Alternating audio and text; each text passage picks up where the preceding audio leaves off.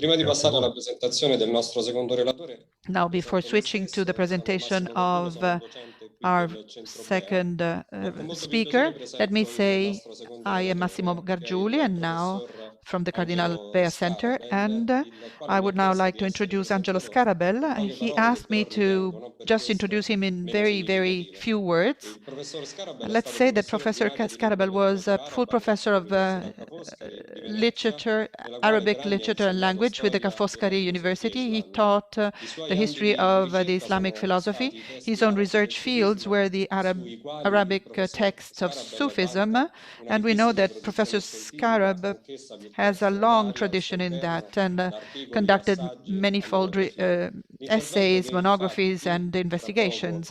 inizierà riguarda And proprio la the figura di Gesù nella contribution has got tradizione to do mistica islamica. with the Con figure grande of piacere Joseph in the quindi gli Islamic lascio la mystical parola tradition. ringraziandolo It del is suo with the intervento. greatest pleasure that I would like to pass him the floor, thanking him for being with us.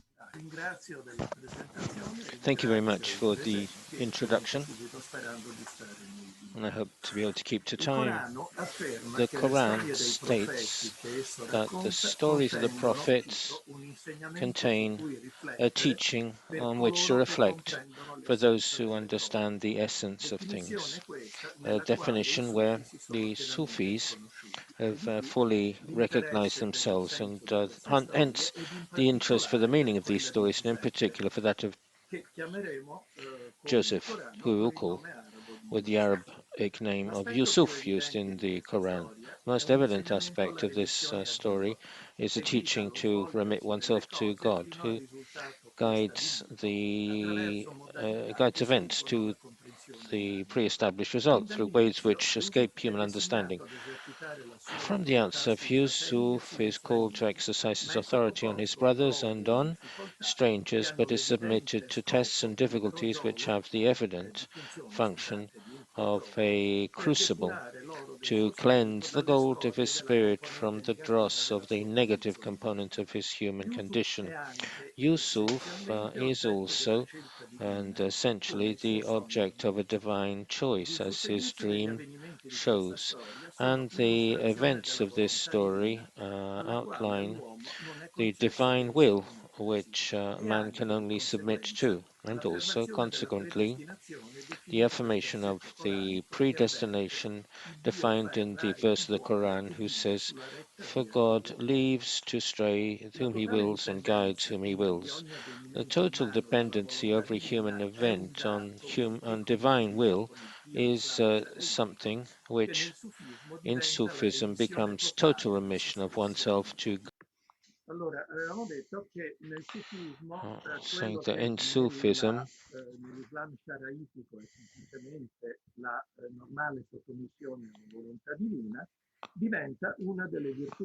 becomes one of the fundamental virtues, submission of oneself to God.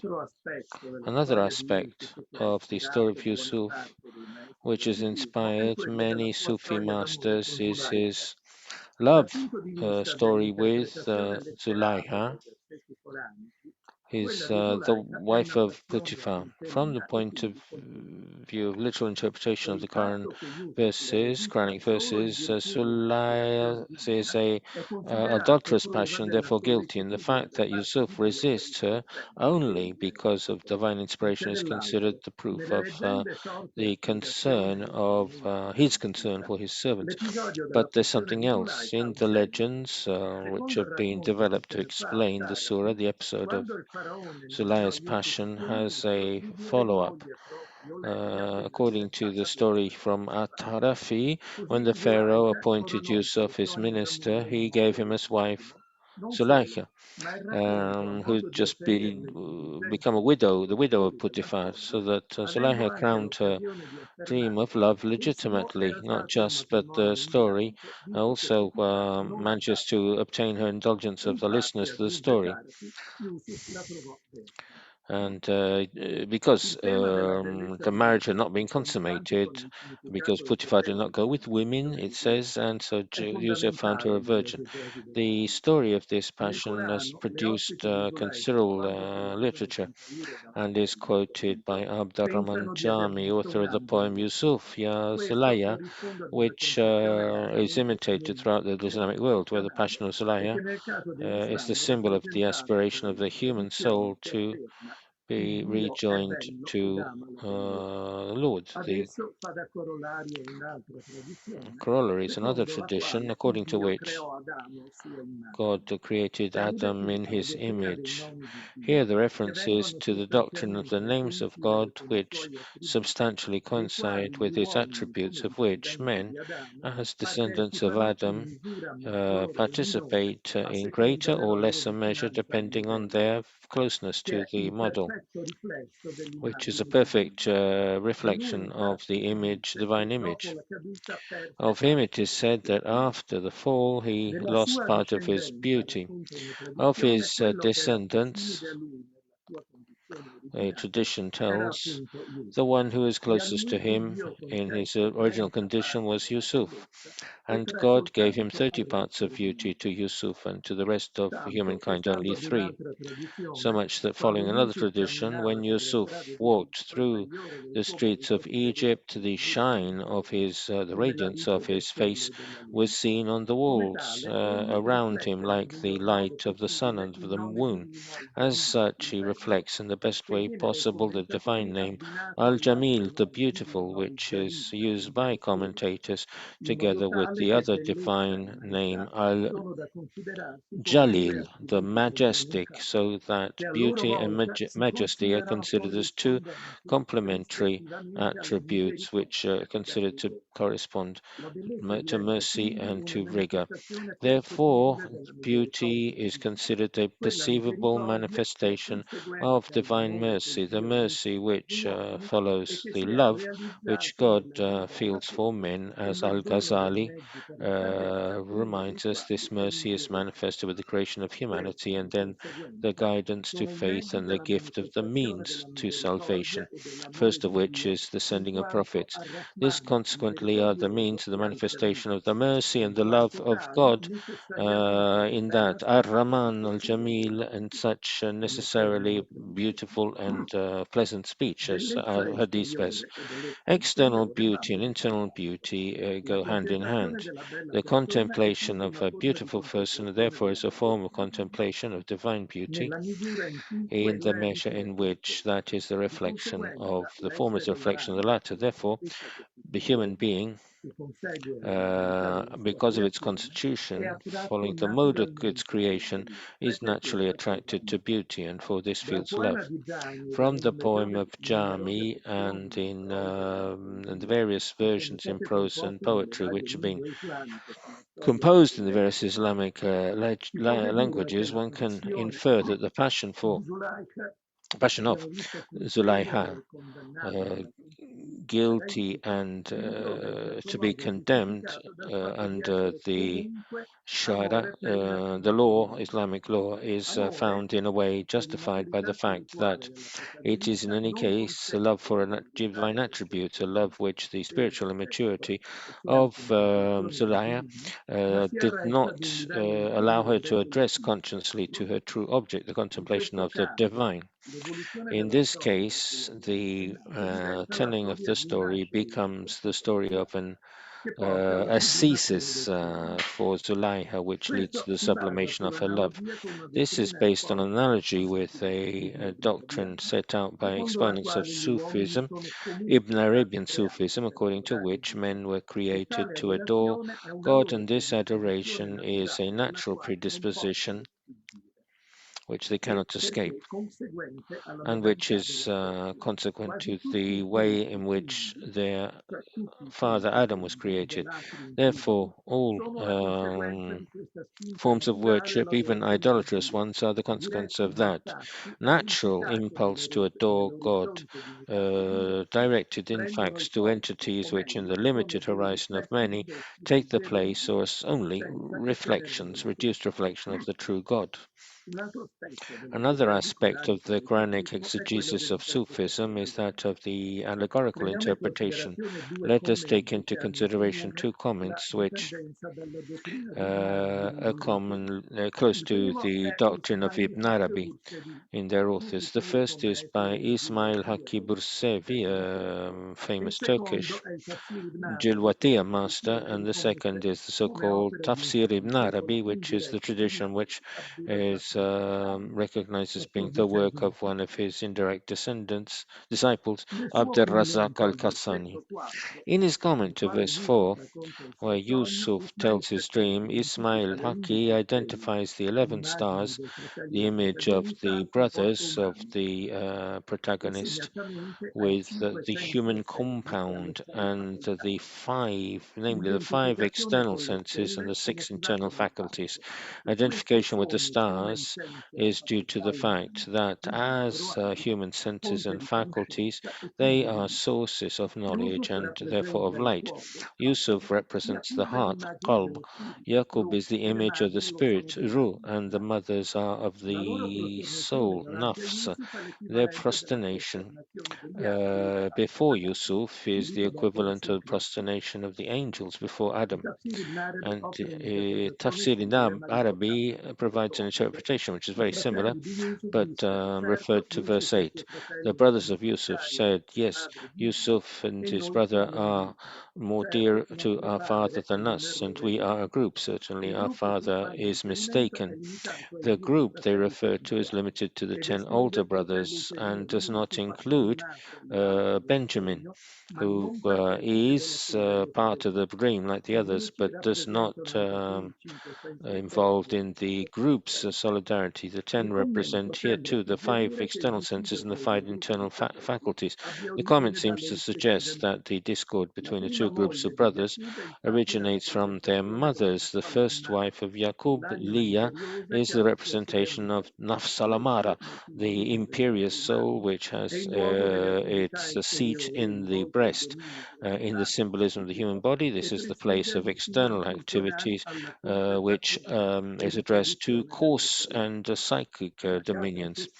And left to itself, it becomes nafsamara bisu, that is to say, the soul which instigates evil, as is defined in the Quran. The second wife of Yaqub, the mother of Yusuf and Binyamin, Rahil, is, on the other hand, the image of nafs lawama, the blaming soul, the task of which is to reprove the human inadequacy from executing divine orders with promptly and indicating the way to avoid sins and errors. The seat in the symbol of the human body is the heart, qalb. If the 10 brothers are an image of the 10 external internal senses, the 11th star, Binyamin, Yusuf's brother from the same mother, represents the rational operational faculty, and the 11th faculty indicated in Yusefi's comment. In the comment of Ibn Arabi represents the heart in the possession of natural dispositions. The natural conclusion of the story is expressed thus.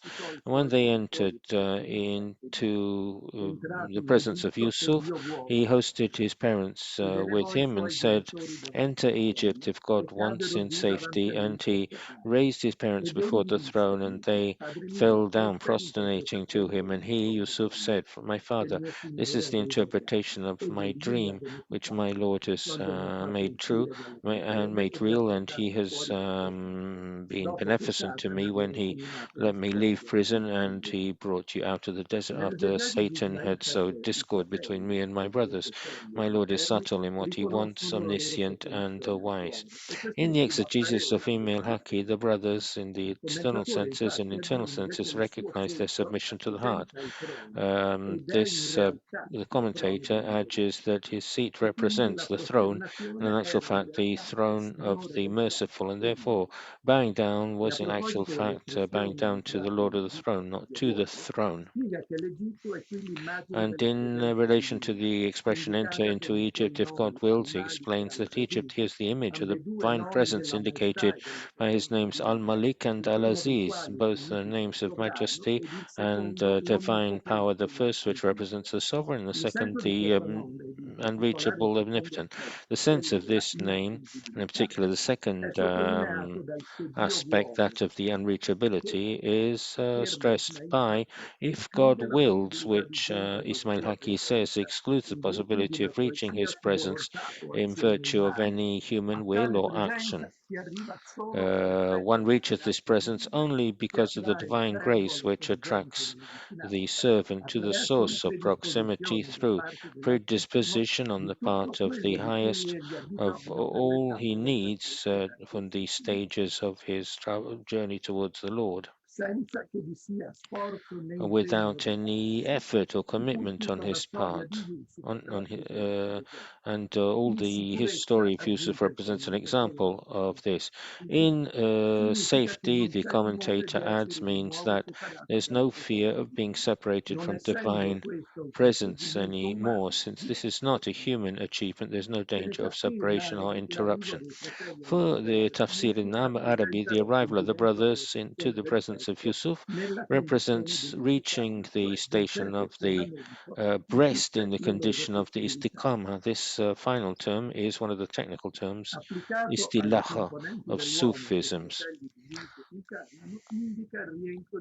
This indicates the re-entry of the brothers into their limits, which they cannot go beyond, and represented by the breast, in the order established.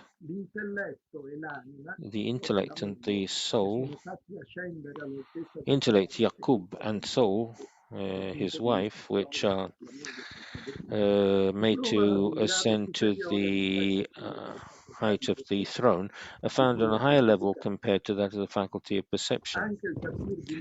Tafsir ibn Arabi also alludes in a certain way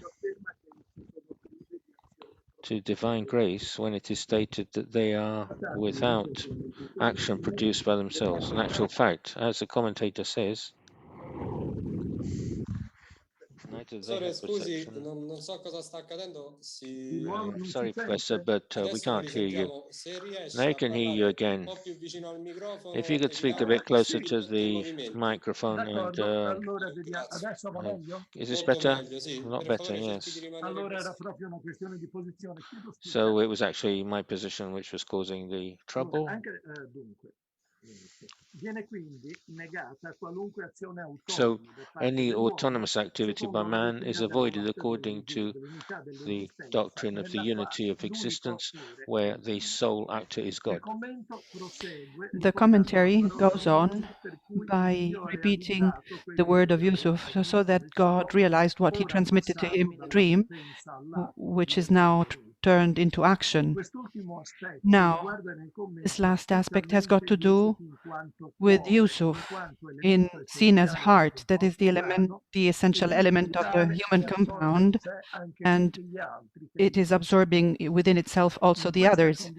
Now, in this condition, he went through the highest stadium or stage of the spiritual realization. That is what is known as fana, that the annihilation of its own separate illusory reality, to find it himself in the absolute reality known as Baka. We could say that here, as far as the statement that Yusuf is representing the Lord of the throne, what now exists is no longer its separate entity, which has no longer believing its own existence after having been freed by the prison in which it was hidden in such a way so as not to see the multiplicity other than in the essence of unity. Now, to summarize, according to the word of Al-Kashani, the sense in this degree resides in the word of God. Through me he hears, and through me he sees. Then there is another image of Yusuf, the third one, in the exegesis of the Sufis, which we find in the Bezels of Wisdom. Now, according to this treaty, the paths leading to spiritual realizations are manifold and correspond to the starting conditions of the human being who sets out on it. Each path corresponds to different modes, or rather predispositions of knowledge, in accordance with the nature of each individual who must depart from them. Everyone is therefore led to a given wisdom rather than another, or a different one, and each one is identified with a prophet who embodies it, so to speak, in an eminent way. So each one of these wisdoms is here compared to a jewel, and the prophets that have embodied the qualities are described as the bezels. So Yusuf represents wisdom correlated to light. The interpretation given by Kashani is explicitly referring to the Quranic history and especially to the dream. The light is what the medium through which we perceive and we are perceived, and what is manifested is manifested through its own essence, whilst what is been manifested is manifested because of something other than itself, thus changing its form in its own imagination, which is what we can perceive in our dream. So the translation in reality of the perception is the science of the interpretation of dreams. Now, the list of wisdoms, although inspired to the figures of the pre-Islamic prophets, has to be considered within the framework of the Islamic tradition. Ibn Arabi talks about the expression of expressing oneself with the language of the Muhammadan Yusuf, and the commentator explains since it rests on the specific Muhammadan holiness, it brings together the summa of the holiness of the prophets and speaks according to the language, in our own case, of Muhammad Yusuf. In this context, Muhammad is the eponym of the highest wisdom, of which those of the other prophets represent individual aspects. The tradition that claims greater beauty to Muhammad than the one Yusuf must be seen in this context. And in fact, one tradition attributes to the two beauties two different sources. The one of Yusuf is drawn from the divine stool, the kursi, whilst the one of Muhammad draws from the throne, the arash. This, according to Ibn Arabi definition, is the place of the divine names that preside the creation, considered here in its ordinal synthesis, whilst the stool is the place of the order and of prohibition, that is, of their application in the domain of the creation. To refer to Yusuf's beauty to this place in the Muslim cosmology defines its role in terms of a more limited sphere of action. The wisdom of Yusuf is the prototype, if you can say so, which is linked to the essential datum of his history. And it is said that even Muhammad, in the very first period of his own prophecy, had to accord to the dream and then went past the stage when Archangel Gabriel appeared to him.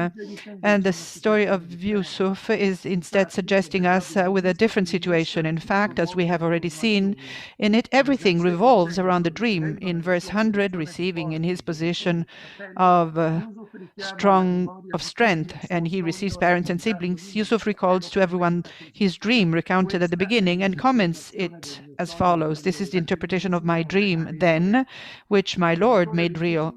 And the author of Fuchsus emphasizes how the interpretation of the dream makes them visible in the sensitive domain. And it is exactly this sensitive perception which has been referred to. Now, I have seen your prostration in my dream, and now both you and I see it realized in the waking state, because God has made it real. And the Ibn Arabi comment is, and you have to consider what is the difference existing between the perception of Muhammad and the one of Yusuf. In the previous lines, Ibn Arabi had referred to a tradition according to which the Prophet had said that people sleep and when they die they wake up, and then goes on to saying that Yusuf's speeches reflect the situation of those who see in a dream that they have been waking up from the dream they had and then interpret it. And the person doesn't yet know that he himself is still in the sleep state. And then when the person wakes up, he said, I saw such and such, and I woke up and I interpreted it in this way. And this is like, and the here is exchanged with the waking state for the reality and does not seem to grasp its illusory nature. And here we go back to the literal interpretation of the figure of Yusuf, which has been revised in an esoteric context. The wisdom is confined to the world of sensory perception, which has its own relative reality, but which we seem to understand must be overcome, a station on the road to spiritual realization. By way of a conclusion, I could say that maybe here we find the only point where we can find the possible analogy of the thought with what Philo states with respect to Joseph as a politician man, as a statesman, which has got to do with the regulation of the contingent world. That is to say, the world of appearances. Thank you. Many thanks, Professor Scarabel. You introduced what we may define the switch from Joseph to Yusuf within the Islamic tradition, thus allowing for those who have been dealing with the Judaic-Hellenistic matters new perspectives, maybe unknown to them, but not less interesting. So I would now like to allow a few questions. I then would like to ask you something. This is something that we have already dealt with, I believe, in the very first of the meetings we have held. I think this has got to do with the possibility of the knowledge of the Alexandrian Philo within the Islamic tradition. I wonder whether this is something you've been dealing with and if there is a possibility to gain such a knowledge. Yes, I did deal with this last year, and out of an analysis of the many stories, the Sufi literature is ripe with many narrations which are classifying the philosophers, both Islamic and pre-Islamic, and I must say that the name of Philo never appears in such a context. I did reach the conclusion that there are so many points between Sufism in common with the allegoric comments made by Philo. Last year, I think that we did deal with Abraham, and substantially, as the French Laurie stressed, if it is not possible to refer to the knowledge on the side of 13th century Muslim exegete, because that is a much broad span of time. And I think that the evidence is what we have. We may definitely talk about a given reasoning or mental mechanism or intellectual mechanism, which is similar, rather similar. There may be some similarities and some elements that are different, which allow us to say that, after all, both Philo and the entire school of the Muslim thought, in the end, reach the same conclusions with respect to given topics, although they started off from historical cultural conditions that were much different. Although the difference between Islam and Judaism is not exactly abysmal.